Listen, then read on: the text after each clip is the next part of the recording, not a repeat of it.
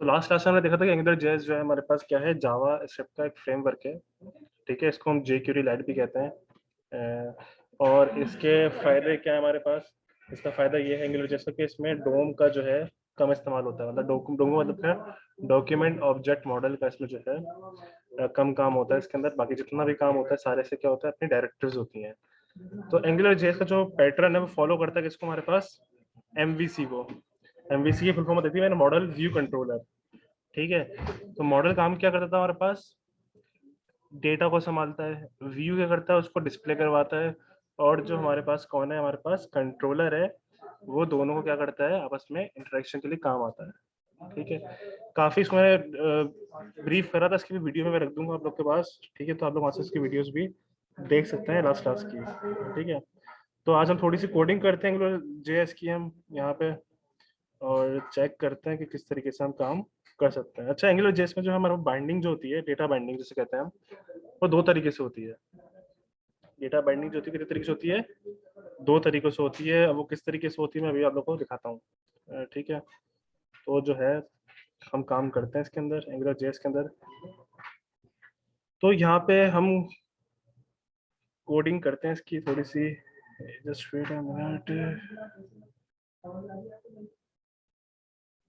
जैन आप क्यों जाओ?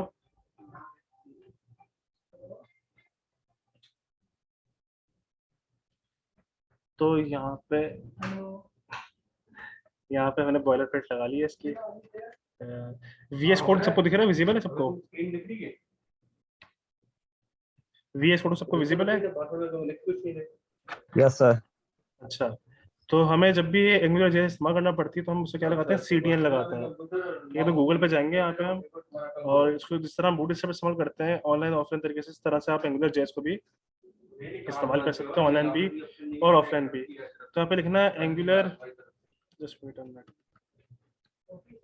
एंगुलर जेएस सीडीएन लिख देना, तो इसकी जो पहली वेबसाइट आ जाएगी ये वाली, इस पर डायरेक्ट क्लिक करना आप। और जो है आपके पास अभी यहाँ से हम इसका सीडीएन उठा लेते हैं, इसका सीडीएन। तो एंगुलर जेएस का सीडीएन से उठा लेते हैं यहाँ से इसका। यार इंटरनेट का कुछ प्रॉब्लम हल करो, इस इंटरनेट पे तो दोबारा पे कोई नजर नहीं आता, बताओ। इसका अभी नेट लोड हो जाएगा, जरा सा सीडीएन मुझे मिल जाएगा। तो यहाँ से हमारे पास जो है इसका स्क्रिप्ट टैग आ रहा है इधर से। यहाँ से हम सीडीएन कॉपी कर लेते हैं इसका, एंगुलर जेएस का। और यहाँ पे आके इसका सीडीएन यहाँ पे हम इसका पेस्ट कर लेते हैं। ठीक है, तो जैसे कि मैंने लास्ट क्लास में बताया था मैंने कि थोड़ा सा जब मैं इंट्रोडक्शन दे रहा था एंगुलर जेएस का मैं, ठीक है, थोड़ा जल्दी से क्विक रिव्यू कर देता हूँ उसका मैं। तो यहाँ पे मैं एक डिव लिख रहा हूँ। ठीक है, और यहाँ पे जो है हम जब भी एंगुलर जेएस की एक्सप्रेशन लिखेंगे उसको हमेशा डबल कर्ली ब्रेसेस में लिखेंगे। मतलब कि डबल कर्ली ब्रेसेस में लिखेंगे, एक के अंदर एक कर्ली ब्रेसेस होगा, जस्ट लाइक दिस। जो भी हम एंगुलर जेएस की एक्सप्रेशन लिखेंगे जब भी, उसको हम डबल कर्ली ब्रेसेस के अंदर लिखेंगे। ठीक है, तो यहाँ मैंने 5+6 कर दिया।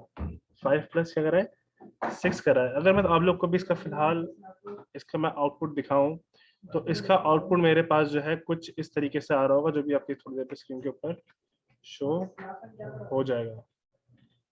ठीक है, तो यहाँ पे जो है इसका आउटपुट ये आ रहा है, 5+6 क्या आ रहा है, इस तरह से लिखा हुआ आ रही है। तो इट्स मीन कि मेरे पास अभी एंगुलर जेएस जो है वर्क नहीं कर रही। क्यों वर्क नहीं कर रही? क्योंकि मैंने यहाँ पे सीडीएन तो लगा दिया एंगुलर जेएस का, मैंने एंगुलर जेएस का सीडीएन तो लगा दिया, लेकिन मैंने उसको बताया नहीं कि भाई ये जो एप्लीकेशन है ये एंगुलर जेएस की है।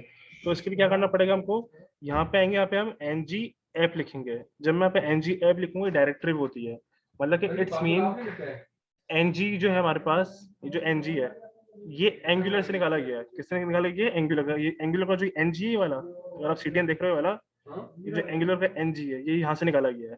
और हाइफन ऐप, इट्स मीन कि मेरे पास ये एप्लीकेशन है किसकी, एंगुलर जेएस की। तो अब जाके मैं रीरूट करता हूँ अपना ब्राउजर, तो देखो मेरे पास पहले क्या लिखा हुआ था, 5+6। अब यहाँ पे क्या लिखा हुआ आ रहा है, 11 लिखा हुआ आ रहा है। वालेकुम सर।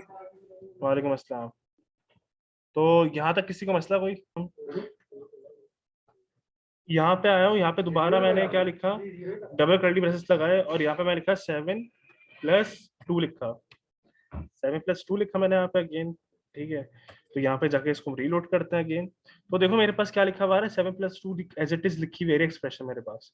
तो इट्स मीन कि मेरे पास जो अभी ऐसा क्यों हो रहा है, इस वजह से हो रहा है क्योंकि मेरे पास जो NG ऐप थी ना, इसका जो एरिया था, इसकी जो डोमेन थी, वो सिर्फ इस डिफ की हद तक थी, इस डिफ की हद तक थी। अगर आपको चाह रहे हो कि अगर मेरे पास पूरे बॉडी के ऊपर या पूरी मेरे पास जो एप्लीकेशन है वो AngularJS की बने, तो उसके लिए आपको ये जो NG ऐप है ना, ये जो NG ऐप है, आपको यहाँ से कट करके आपको इसके रूट एलिमेंट में लगाना पड़ेगा, इसके रूट एलिमेंट में लगाना पड़ेगा। इट्स मीन कि मेरे पास जो है AngularJS की पूरी एप्लीकेशन बन चुकी है, क्योंकि हमारे पास जो HTML टैग है सबसे ऊपर खुल रहा है, सबसे आखिर बंद हो रहा है,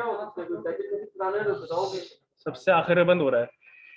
ठीक है, तो अब मेरे पास जितना भी कोड इसके अंदर आएगा वो सारा जो है AngularJS होगा। तो उसको रिफ्रेश करते हैं तो मेरे पास जो है अब 9 हो चुका है। ये चीज समझ में आई सबको? ये चीज समझ में आई सबको? तो यहाँ पे हम क्या कर रहे हैं फिलहाल, अभी जल्दी से थोड़ा सा काम जल्दी तेज करते हैं हम लोग यहाँ पे। तो यहाँ पे मैंने इनपुट टाइप लगा लिया, प्लेस होल्डर लगा लेते हैं और यहाँ पे लिख लेते हैं क्या, एंटर टेक्स्ट।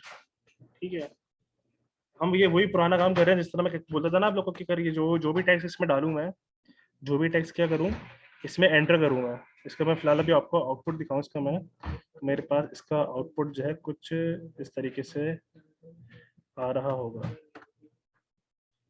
यहाँ मैं फॉर एग्जाम्पल कोई भी टेक्स्ट में लिखूंगा, मैं इसमें यहाँ पे एप टेक लिखा, तो यहाँ नीचे एप टेक लिखा हुआ चाहिए मुझे। ठीक है, अगर मैं काम तुम लोग से बोलूँ किस तरीके से काम करो ये वाला, तो तुम लोग क्या करोगे, जावास्क्रिप्ट के थ्रू से काम करोगे, jQuery से काम करोगे तुम लोग ये वाला। ठीक है, तो वो काफी लंबा कोड था। AngularJS ने इस काम को कितना आसान कर दिया। यहाँ पे मैं बताया था कि हमारे पास जो डेटा कलेक्ट करता है वो एंगुलर में कौन करता है, NG मॉडल। मॉडल जो था हमारे पास क्या करता है कि हमारे पास एंगुलर किस पे काम करती है, MVC के ऊपर, मॉडल व्यू कंट्रोलर पे। मॉडल का काम क्या होता है, डेटा को कलेक्ट करना, डेटा को गैदर करना। तो यहाँ पे एक डायरेक्टिव इस्तेमाल करेंगे NG मॉडल की। NG मॉडल की एग्जाम्पल उसके जैसे, इस तरह एक आप टेक्स्ट बॉक्स को या किसी भी एलिमेंट को आप ID असाइन करते हो, इस तरह हम ID दे देते हैं ना, इसके अंदर हम इसकी ID देते हैं और उसका एक नाम रख देते हैं। तो इस तरह आप इस मॉडल का भी एक नाम दे सकते हो, उसको एक ID असाइन कर सकते हो। तो ये मैंने NG मॉडल लिखा, यहाँ टेक्स्ट लिख दिया, यहाँ क्या लिख दिया मैंने, TXT कर दिया इसको मैंने। ऐसा कुछ भी कर, जिस तरह हम जिस तरह ये कर देते हैं ना हम लोग करके, जस्ट लाइक दिस ID लिख देते हैं और यहाँ पे हमने ABC या कुछ भी XYZ इस तरह लिख देते हैं हम लोग। ठीक है, इस तरह आप NG मॉडल लिखोगे और आप इसको क्या लिख दोगे, TXT लिख दिया। अब जितना भी डेटा मेरे पास आ रहा है, जितना भी डेटा मेरे पास इसके अंदर आ रहा है, सही है, उसको मैं यहाँ पे चाहिए मुझे वो। तो यहाँ पे क्या क्या क्या क्या करोगे, डबल कर्ली ब्रेसेस लगाओगे, डबल कर्ली ब्रेसेस, और इस मॉडल को यहाँ पास कर दोगे, नाम क्या था, TXT, यहाँ पास कर दिया मैंने, यहाँ TXT क्या कर दिया, पास कर दिया। तो जाके इसको हम रिफ्रेश करते हैं अगेन, इसको मैं यहाँ पे जाके रिफ्रेश कर रहा हूँ, यहाँ मैं एप टेक लिख रहा हूँ, तो देखो नीचे मेरे पास एप टेक लिखा हुआ आ रहा। कुछ मसला इसमें किसी को, कुछ मसला इसमें किसी को?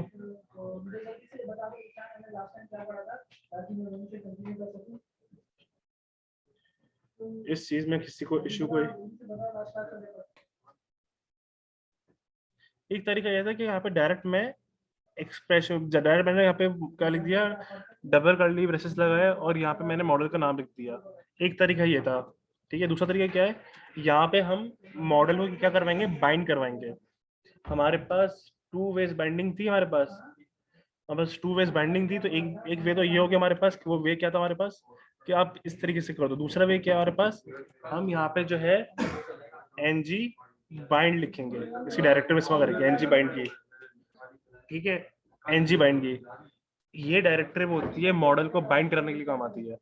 बाइंड का मतलब क्या होता है, जोड़ देना, मतलब किसी चीज को मिला देना, ये उसके लिए काम आती है। तो यहाँ पे आप क्या पास कर दो, ये TXT पास कर दो। आप इस तरीके से भी कर सकते हो, और जो इससे पहले वाला तरीका था उस तरीके से भी आप कर सकते हो। कोई मसला इसमें किसी को, कोई मसला?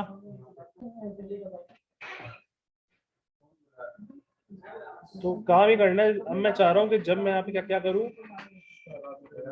जब यहाँ पे मैं लिखूँ क्या, कोई कलर का नाम लिखूँ, रेड लिखूँ, जब मैं यहाँ पे रेड लिखूँ तो पीछे का जो बैकग्राउंड है वो क्या हो जाए, वो रेड हो जाए। ठीक है।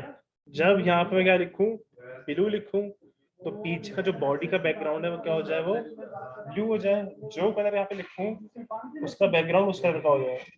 मैं ये चीज चाह रहा हूँ। ठीक है। तो इसको हम इंतहाई आसान तरीके से एंगुलर में कर सकते हैं। क्या करेंगे यहाँ पे हम, तो काम कुछ इस तरीके से करेंगे यहाँ पे हम कि स्टाइल का टैग लगाएंगे यहाँ पे हम, और यहाँ पे जो है बॉडी सिलेक्टर इस्तेमाल करेंगे, मतलब टाइप सिलेक्टर, और यहाँ लिखूंगा क्या, बैकग्राउंड कलर, और यहाँ मैंने जो है ब्लू कर दिया। तो देखना मेरे पास जो है पीछे कलर क्या हो चुका है, वो ब्लू हो चुका है। तो मैंने ब्लू लिखा तो पीछे का बैकग्राउंड क्या हो गया, ब्लू हो गया। तो मसला इसमें किसी को